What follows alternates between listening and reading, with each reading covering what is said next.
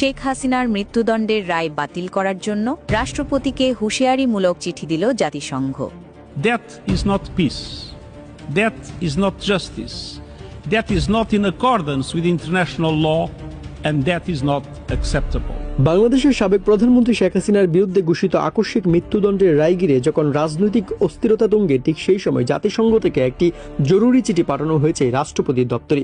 উচ্চমাত্রার কূটনৈতিক গুরুত্ব বহনকারী সেই চিঠিতে জাতিসংঘ স্পষ্ট ভাষায় উদ্বেগ প্রকাশ করেছে রায় কার্যকরের প্রস্তুতি নিয়ে। বিশেষত চিঠিতে উল্লেখ করা হয়েছে, যে আইনে শেখ হাসিনাকে মৃত্যুদণ্ড দেওয়া হয়েছে সেই আইনটির মূল কাঠামো তো তার নিজের আমলে প্রণীত হয়েছিল, তবে সেই আইনে যেসব ধারা, প্রমাণ ও সাক্ষ্যকে বাধ্যতামূলক করে সেগুলো কতটা মানা হয়েছে তার কোনো স্বচ্ছ ব্যাখ্যা জাতির সামনে উপস্থাপন করা হয়নি। জাতিসংঘ প্রশ্ন তুলেছে, মানবাধিকার লঙ্ঘন হোক বা হত্যার অভিযোগ, যেখানে অপরাধের প্রতিটি ঘটনার সাক্ষ্য প্রমাণ সার্বজনীনভাবে উপলব্ধি করা থাকা জরুরি, সেখানে জনসম্মুখে কোনো যাচাই বাছাই ডকুমেন্ট প্রকাশ না করে কিভাবে এত বড় রায় ঘোষণা করা হলো?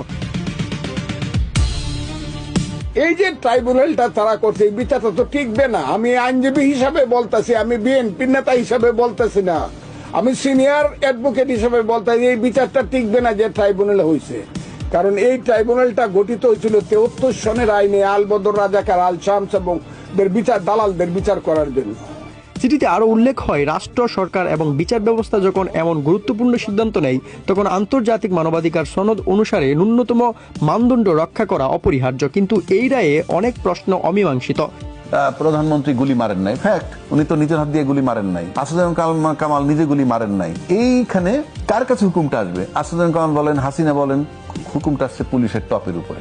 অনেকে বলেন মামলাটা কেমন, রায়টা কেমন হইলো, এই সেই 53 বছর পরে, মানে 53 না, তখন হয়তো 43 বছর পরে, স্বাধীনতা যুদ্ধের 43 বছর পরে যখন এই যে স্বাধীনতা বিরোধীদের বিচার হইল, বিচার হওয়াটাকে আমি অপরাধ ধরছি না, বিচার হইতেই পারে, কিন্তু 43 বছর পরে যে বিচারটা করছেন কিভাবে সেটা আমরা জানি। সবচেয়ে গুরুত্বের সঙ্গে জাতিসংঘ সতর্ক করেছে অন্তর্বর্তীকালীন ইউনূস সরকারকে। চিঠিতে বলা হয়েছে, রাজনৈতিক পরিবর্তনের অস্থির সময়েও আইনের শাসনকে রাজনৈতিক অস্ত্র হিসেবে ব্যবহারের অভিযোগ আন্তর্জাতিক পরিমণ্ডলে এক গভীর সংকট তৈরি করতে পারে। আদালত রায়ের ক্ষেত্রে গোপনীয়তা বজায় কেন রেখেছে, কাদের বাদ দেওয়া হয়েছে, কাদের নেওয়া হয়েছে, এমন কয়েকটি প্রশ্নের জবাব চিঠিতে সরাসরি রাষ্ট্রপতির কাছে চাওয়া হয়েছে। কে ভালো কে মন্দ, আমাদের একটাই প্রশ্ন, বাচ্চাগুলি যে মারা গেল, বাচ্চাগুলি আত্মহত্যা দিল, পুলিশগুলি মারা গেল, আমরা ইকুয়াল টু কথা বলবো, যেহেতু আমরা মানবাধিকার সেকশন, আমরা কারো দলের কথা বলবো না, আমরা পুলিশদের কথা বলবো, বাচ্চাদের কথা বলবো। রায়টি পুনর্বিবেচনা করা এখন সময়ের দাবি, শুধু আইনি সত্য প্রতিষ্ঠার জন্য নয়, বরং দেশের স্থিতিশীলতা ও আন্তর্জাতিক অঙ্গনে বাংলাদেশের অবস্থান রক্ষার স্বার্থেও এই রায় স্থগিত রাখা জরুরি। তাই জাতিসংঘ রাষ্ট্রপতিকে অনুরোধ নয়, বরং নির্দেশনামূলকভাবে জানিয়েছে মৃত্যুদণ্ড কার্যকরের আগে রায় স্থগিত করতে হবে এবং পূর্ণাঙ্গ স্বচ্ছ রাজনৈতিক মানদণ্ড অনুযায়ী বিচার প্রক্রিয়া পুনরায় শুরু করতে হবে। আওয়ামী লীগের কর্মীরা ঢাকা শহরের রাস্তায় নেমে এসেছেন। তারা কেমন আন্দোলন করছেন চলুন জেনে নেওয়া যাক। কেন আপনারা রাস্তায় প্রতিবাদ করছেন?